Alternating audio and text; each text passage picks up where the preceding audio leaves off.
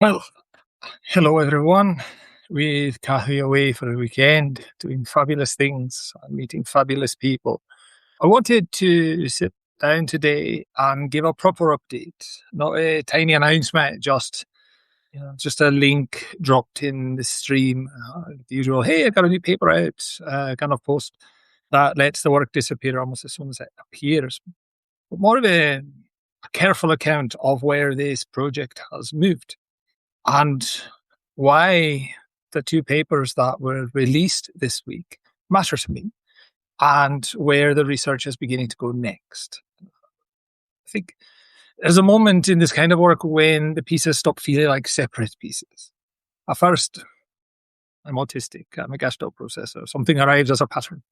It's not yet a study, it's not yet a validated instrument, it's not yet a construct with clean borders and a scoring manual and a normative sample and the kind of methodological architecture that lets a field say with confidence, yes, this is what we are measuring.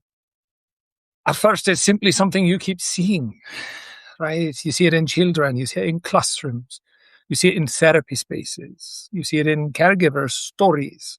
You see it in autistic adults looking backward across their own language histories and recognizing what was once called repetition or scripting or delay or odd phrasing or pragmatic weakness may not have been random at all. They have had an architecture. And when the work begins, the slower work, the more difficult work, the work of asking, what would it take for the field to not merely to notice the pattern, but to study it well. That's the place that I am speaking from today. So I have two new papers to announce that came out this week. The first is what counts as evidence for gestalt language processing, a methodological review of measurement constructability and epistemic exclusion in autism and language research. And that was published in the Journal of Clinical Neuropsychology Practice. It's a mouthful. And the second is hidden in the criteria, rereading autism measures for evidence of gestalt language processing. And that was published through Towcester Abbey as a research brief in their occasional paper series. Now, these two papers are connected. They're not the same paper in two different forms, but they belong to the same movement of thought. The journal article asks the bigger methodological question: what counts as evidence for gestalt language processing? And what happens when the tools that we use to produce evidence were never designed to see gestalt-oriented and gestalt-organized language in the first place? The Abbey research brief takes that argument one step further and asks, what if some of the evidence we need is already present in autism research, but filed under the wrong names? What if it is hidden in the criteria? What if the field has already been recording pieces of this architecture for decades, but recording them as deficit-coded behaviors, echolalia, repetitive speech, pragmatic impairment, unusual phrasing, delayed response, a literal interpretation, developmental delay, restrictive or repetitive behavior, without asking whether those fragments might belong together. That is the quarter turn. And I want to spend some time with that because I think it matters. I also want to talk about the next step, which is now moving into an institutional review board, IRB framed research proposal. I'm not going to give every detail away today. Some parts of the work need to remain held until the study itself is properly approved. It's never a given when you submit to an IRB. Accessed, conducted, analysed, all of that stuff, and then we get to the writing, and then I can talk about it, I think, in more detail. But what I want to talk about today is the shape of the next question, because I think that shape matters. This is no longer a theoretical concern. It is becoming an empirical program. And that shift from noticing to theorising to asking how the pattern might be tested, that's important. And it is also very slow. That may be one of the most important things I want to say to you. This work, this research work, is slow. Not because it's stagnant, and not because there's nothing there, and not because people have not known clinically and educationally and experientially that gestalt language processing is real in the lives of many, many autistic people. myself included. But because research moves differently from recognition. Recognition, I can attest, can arrive all at once. The whole of it arrives. Evidence? No, I cannot do that. Evidence has to be identified. Evidence has to be gathered. Evidence has to be built. And that distinction matters to me because I live in both places. I can recognize a pattern very quickly. I can feel the whole of it, the shape of it. I can feel the shape of the problem before I have all of the parts arranged on the table. I can see that something is being misread before I can yet prove exactly how the misreading is happening. But research asks for more than noticing. Research asks, what is the construct? What is the unit of analysis? What is the behavioral surface? What is the underlying mechanism? What can be measured directly? What can only be inferred? What would count as proxy evidence? What would count as overclaiming? What does the measure actually measure? What does it fail to measure? What does it contaminate? What does it exclude? What does it make visible because it was designed to see it? And what does it make invisible because the phenomenon was never fit the instrument's assumptions in the first place? That is where these papers live. They're not saying that everything claimed under the GLP umbrella has already been proven. They're not saying that every instance of echolalia, scripting, delayed speech, literal interpretation, unusual phrasing is automatically evidence of gestalt language processing. That would be too easy. And it would also be bad research. What the papers are saying is more careful and I think more useful. Many of the behaviors that may be relevant to GLP are not invisible. They have been seen. They have been named. They have been coded. They appear across diagnostic descriptions, caregiver report measures, adaptive behavior scales, social communication instruments, developmental histories, and clinical observation. The problem is not always that the field failed to see the behavior. The problem is that the field may have misunderstood the behavior's level of explanation. Behavioral description is not explanatory mechanism. I think that sentence is the load-bearing beams of this whole project. Right? The child repeats a phrase. That's a description. But what does a repetition mean? Is it empty copying? Is it self-regulation? Is it communication? Is it participation? Is it a stored language unit? Is it a whole phrase carried before it can be segmented? Is it a developmental resource? Is it the first available form of meaning? Is it a bridge from memory to generativity? The behavior is visible. The interpretation is not self-evident. A child pauses before responding. That's a description. What does the pause mean? Is it lack of understanding? Is it social disengagement? Is it processing delay? Is it overload? Is it the time required to locate a stored phrase, adapt it, segment it, and bring it into the present exchange? Is it not absence, but alignment? Again, the behavior is visible, the interpretation is not self-evident. A person speaks in language, sounds formal, scripted, exact, borrowed, too precise, too patterned, not casual enough for the moment. That's a description. But what does that phrasing mean? Is it pragmatic impairment? Is it oddness? Is it social mismatch? Or is it evidence that language has been stored and carried in larger units with traces of their original context still intact as they begin to loosen and recombine?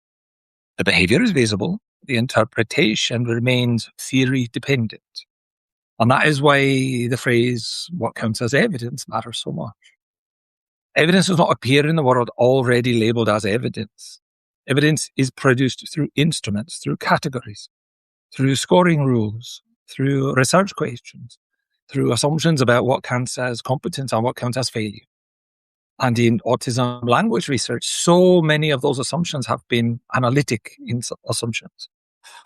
Now, by analytic, I mean a model of language development in which the small units are presumed to come first. Sounds, words, phrases, sentences, flexible generative language, part to whole, segment to structure, novel production as the gold standard, speed as competence, contextualized performance as clearer data, cleaner data, immediate response as social reciprocity, flexible recombination as proof of language being real. But for many learners, like myself, that model doesn't work well enough. But it's still a model. It's not a neutral reality. It's not the baseline. So if a language system develops differently, if it begins with large stored units, with scripts and phrases and intonational contours and relational utterances, whole sentences of meaning carried as language before they can be broken apart, then the usual assessment frame may not simply measure that system poorly. It may misrecognize the whole system altogether. And that is the methodological problem. Not is GLP real in the shallow sense, but are our measures designed in a way that will allow Gestalt organized language to become visible as language architecture rather than being scattered across deficit categories? And this is why I keep returning to Anne Peters, Barry Prizant, and Marge Blanc, because none of us are beginning from nowhere. Anne Peters gave us crucial language for thinking about whole-to-part language learning. She challenged the assumption that children always begin from the smallest unit and build upward in the same way. Her work helps make it possible to think of language as something that may be carried first in large chunks, larger patterns, larger meaningful units. Then Dr. Barry Prizant shifted how echolalia could be understood in autism. He didn't merely say autistic children repeat language. Everybody already knew that. The important turn was interpretive. Repeated language could be meaningful, communicative, developmental, interactional. The same surface behavior could mean something different when the frame changed. And then Marge Blanc gave practitioners and families a framework, a workflow, a practical developmental way of working with Gestalt language processors, especially through natural language acquisition from echolalia towards self-generated language. That work has mattered enormously in clinical and caregiver spaces because it gave people something they could do. Right? Those 3 lines of inheritance matter: observing, describing, working. But the path from there to a validated test instrument for Gestalt process architecture is not short and is not quick, and is not made by enthusiasm alone. It's not made by saying clinicians see it, parents see it, autistic people see it, Jaime sees it, therefore the construct is settled. That may be enough to justify taking the phenomenon seriously, but not enough to validate an instrument. A validated test requires construct development. It requires operational definitions. It requires careful distinction between surface behaviors and underlying mechanisms. It requires item generation, content validation. It requires autistic people, families, educators, speech language practitioners, researchers, statisticians. It requires reliability testing. It requires validity evidence. It requires sensitivity and specificity. It requires knowing what the tool is supposed to detect and what is not supposed to claim. It requires being very, very careful about false positives, false negatives, and the ethical cost of turning a living developmental profile into a score. That work is possible, but it's not immediate. And I think part of my responsibility here is to say that plainly. I can notice a pattern. Proving it is a different thing entirely. And that takes time. And it should take time. Because if we move too quickly, we risk building exactly the kind of instrument that we are critiquing. A measure that captures the outward behavior but misnames the architecture underneath. So the question becomes, what's the next responsible step? And that's where the Institutional Review Board, the IRB proposal, comes in. Again, I'm not going to walk through every detail, but I can talk about the research questions because they show the logic of the next phase. The primary question asks whether item-level autism phenotypic data can identify latent language development patterns consistent with proxy evidence of Gestalt language processing. That is very careful wording. Not, can we diagnose GLP from an existing autism dataset? No. Not, can we prove from old measures that this person or that person is a Gestalt language processor? No. The point is proxy evidence. The point is pattern. The point is asking whether existing measures contain clusters of behaviors that, when read together, may be consistent with gestalt organized development, even though the measures themselves do not name GLP and were not designed to detect it. That difference matters. A single item is not a diagnosis. Echolalia alone is not GLP. Scripting alone is not GLP. Delayed phrase speeches, not GLP. Literal interpretation alone, not GLP. But the constellation may matter. The developmental history may matter. The distribution of these behaviors across domains may matter. See, one of the problems with existing measures is that they try to separate a profile into pieces. Repetitive language in one domain, social reciprocity goes in another, adaptive communication another, developmental delay goes somewhere else, restricted and repetitive behavior catches one fragment, pragmatics catches another, language milestones catch each other, diagnostic observation catches another.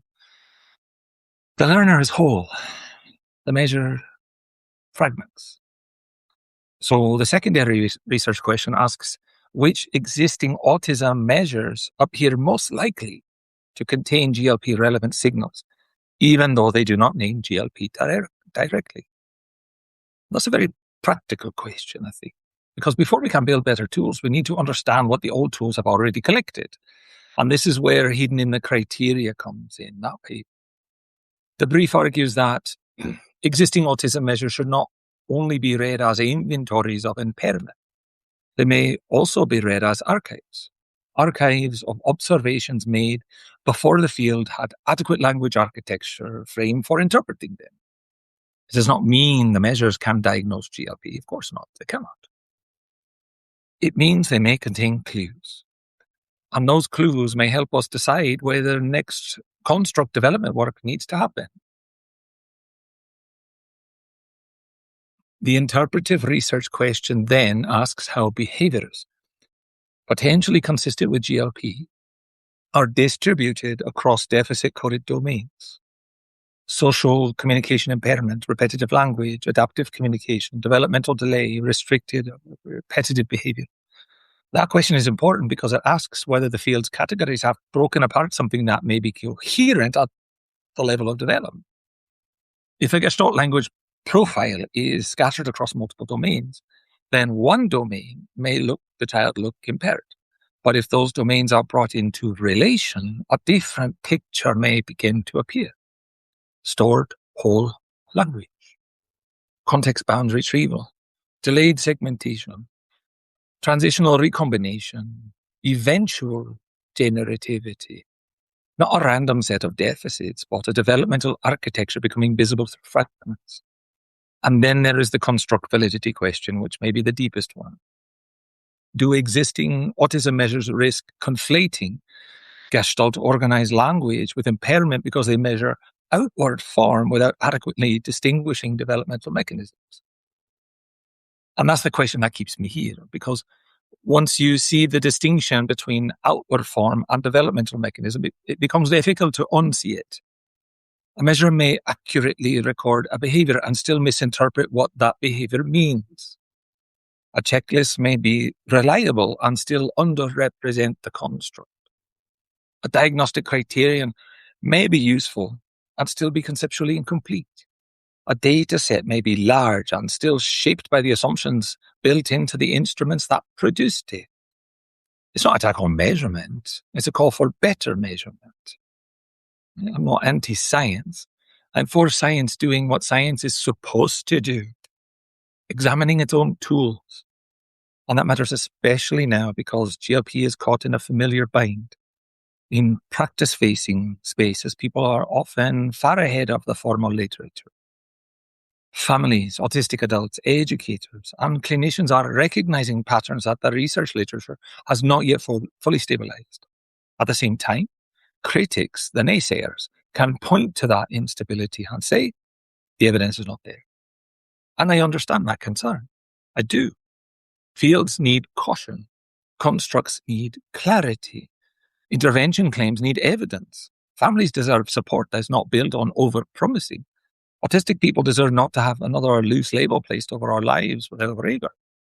But the absence of settled evidence is not the same thing as the evidence of absence, especially when the measures themselves may have been built around a different developmental model. That's the distinction these papers are trying to hold. We do not need to pretend GLP is already fully validated as a research construct in order to insist that it deserves serious methodological attention. We don't need to overclaim in order to refuse a ratio. And we don't need to collapse clinical wisdom into proof, but neither should we dismiss clinical and autistic recognition simply because the current tools were not built to recognize what they were seeing. The research path must move progressively. Observation first, then conceptual clarification, then methodological critique, then proxy analysis, then direct construct development, then instrument design, then validation, then revision, then more validation. That's slow work. But slow does not mean passive. Slow does not mean nothing happening. It means the foundation is being placed where the weight will actually fall. And this brings me to something else I want to name: publishing. Because publishing is part of the evidence architecture too. What becomes part of the scholarly record depends not only on the quality of the idea, but on whether the existing publication system knows how to receive it. And interestingly, journal editors are using AI-assisted screening tools, automated relevance checks, plagiarism filters, scope filters, triage systems that can reject or downgrade the work before it's been meaningfully read by somebody who understands the field, the margins of the field, or the lived stakes of the question. Some of that is understandable. Journals are overwhelmed. Editors are managing volume, quality control, citation ethics, formatting, reviewer scarcity, and the growing problem of actual AI-generated slop. I understand the pressure. But automated systems can also reproduce the assumptions of the archive. If a paper is asking a question that existing keywords do not yet know how to hold, if it sits between disciplines, if it uses lived experience as epistemic access whilst also making a methodological argument, if it speaks from autistic knowledge without flattening itself into conventional academic distance, it can be misread before it's read at all. And that's a problem. That is a problem for autistic scholarship. It's a problem for community-rooted research. And it's a problem for fields where the language needed to describe the phenomenon is still being built. So that's a part of why Towcester Abbey has taken the step to become a publisher of record.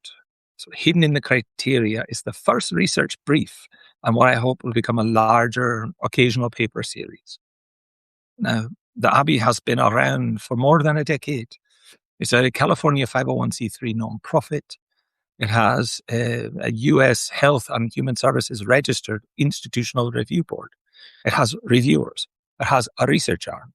And now it has begun publishing work directly in this space, not as vanity exercise, but as not as a replacement for peer-reviewed journals, but as an additional route into the scholarly record for work that may otherwise face high barriers to publication because it's too autistic, too interdisciplinary, too practitioner-facing, too theoretically inconvenient, or too early in the development of a construct that the mainstream has not yet learned how to evaluate it. So that matters to me because I know what it is to work at the edge of vocabulary. I know what it is to have a pattern before the field has a box for it. I know it is to write something that's not weak because it's unclear, but difficult because the available categories are too small. And I know I'm not the only one. So part of the announcement is a call. If you're doing serious work in autistic language, gestalt processing, neurodivergent communication, lived experience methodology, education, disability access, construct validity, or the many places where these things meet, if you have faced barriers because the usual publication routes do not know how, they don't quite know what to do with your work, I want Towcester Abbey to become one possible home. Not a place without standards, a place with different standards.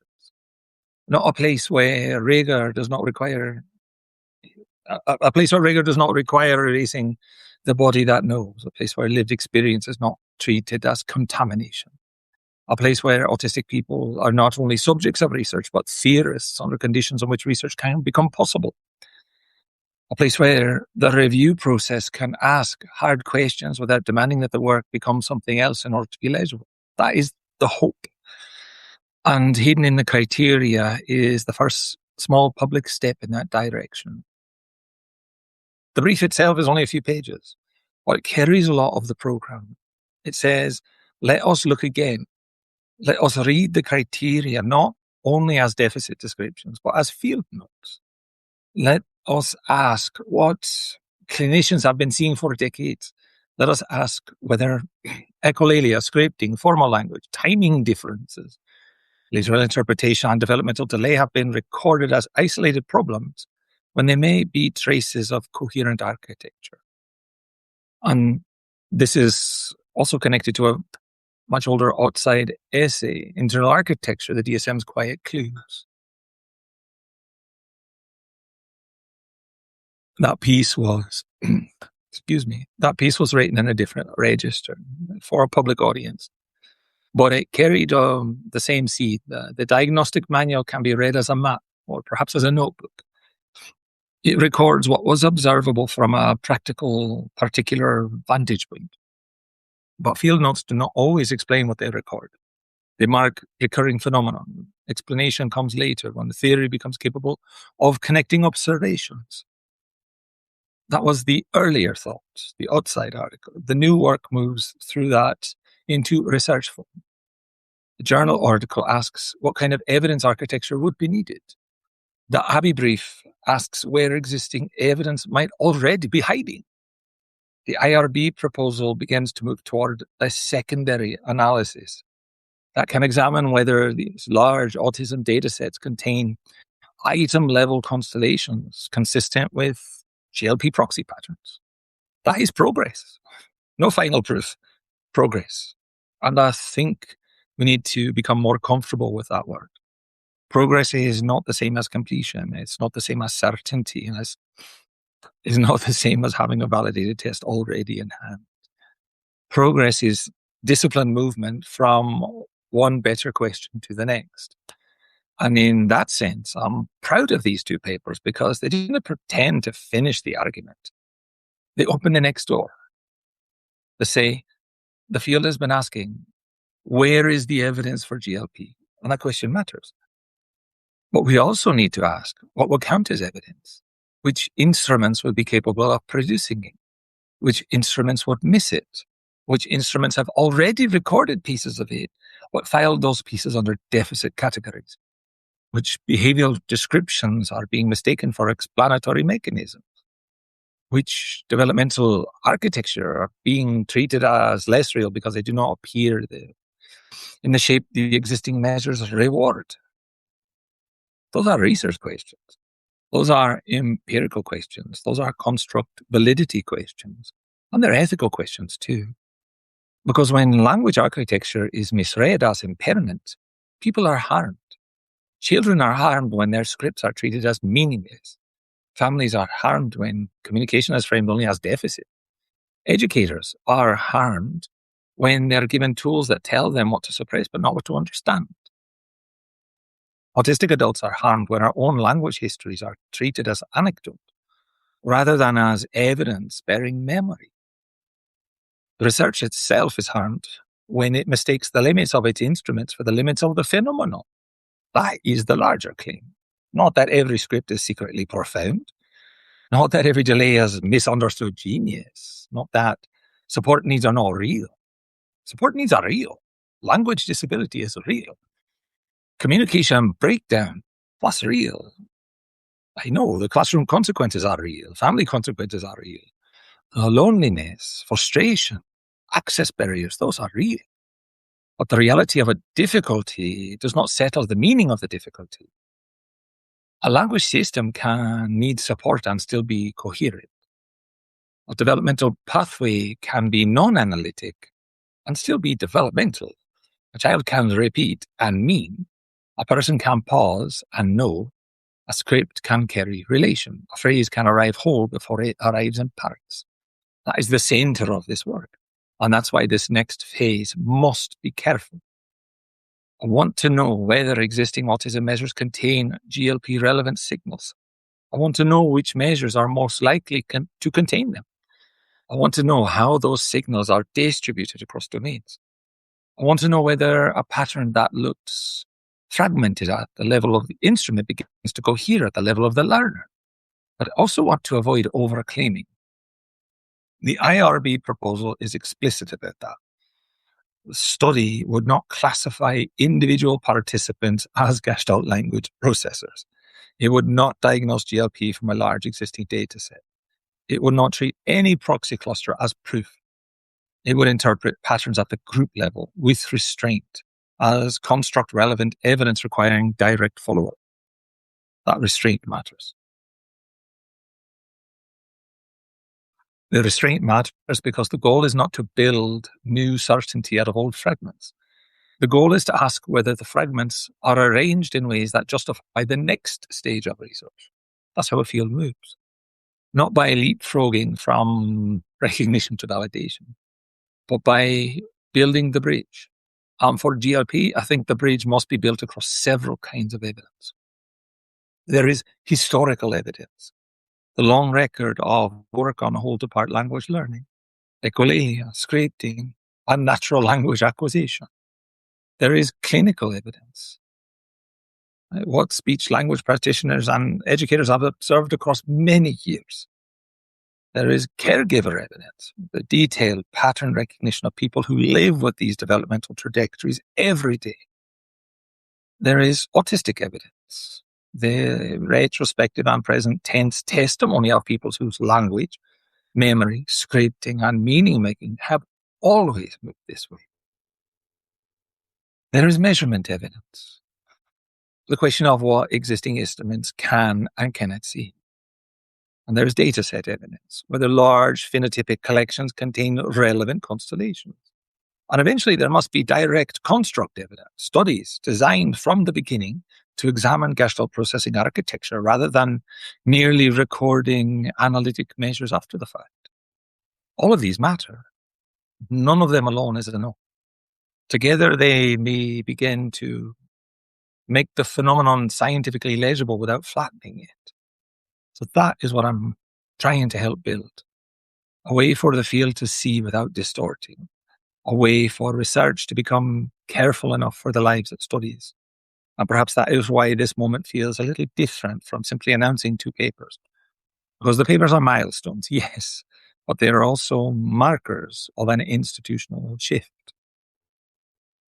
Towcester Abbey is no longer hosting, supporting, thinking, convening, reviewing, and holding space around this work.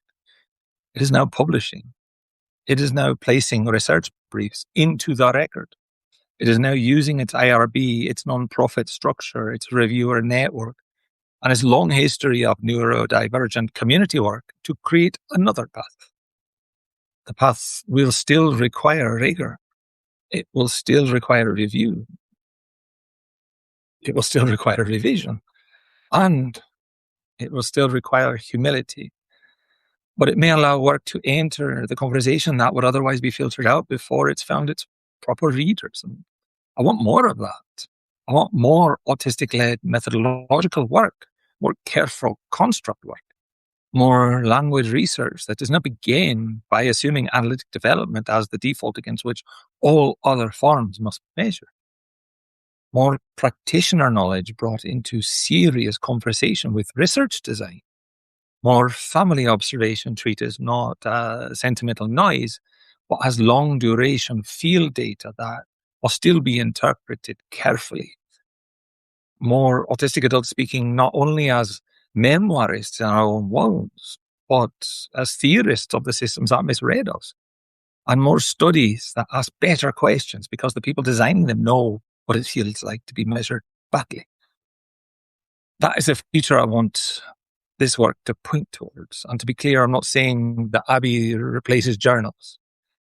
Journal articles matter. Peer-reviewed publications, the big ones, they matter. External scholarly venues matter, but we also need additional forms, research briefs, occasional papers, construct notes, methodological commentaries, field-facing documents, public scholarship that can move faster than journals without abandoning seriousness, places where early-stage work can be documented responsibly so that the archive does not belong only to institutions that already know what they're looking for. That is what hidden in the criteria begins. A small paper, a first paper, but also, I hope, a door. So where are we now? We have the conceptual argument. Evidence is shaped by the tools that produce it. We have the methodological review. Current autism and language measures may be better designed to detect analytic, segmented, speeded, decontextualized language performance than gestalt organized development. We have the public-facing earlier essay. A diagnostic criteria may be read as clues, as field notes, as observations waiting for a better theory of language architecture. We have the research brief. Existing autism measures may contain GLP-relevant signals under deficit-coded headings. And we have the IRB proposal, a next-stage secondary analysis of de-identified phenotypic data, designed cautiously, without claiming diagnosis, without overreading proxy variables, but with enough methodological seriousness to ask whether the pattern is there. And beyond that, we have the larger road, direct construct development, direct studies, better instruments, and eventually, if the evidence supports it, a validated way to assess gestalt processing architecture. That is a long road, but it's no longer only intuition. It has begun to take a research form. And I want to end with the distinction I began with. I can notice a pattern. Many of us can. Autistic people notice patterns. Families notice patterns. Clinicians notice patterns. Teachers, we notice patterns. We live in the consequences of patterns that institutions often cannot name. But proving a pattern is different. Proving requires care. It requires not letting urgency become sloppiness. It requires not letting skepticism become erasure. It requires holding the phenomenon gently enough not to crush it, and firmly enough not to let it dissolve into anecdote. That is the work. That is where these papers sit. And that is where I hope the next phase of GLP research can begin to move, from recognition to method, from method to evidence, from evidence to better support, and from better support perhaps to a field that finally understands that language does not always begin where the test expects it to begin. Sometimes meaning arrives whole. Sometimes the parts come late. And if our instruments can see that, then the failure may not be in the learner. It may be in the measure. So thank you and have a great day.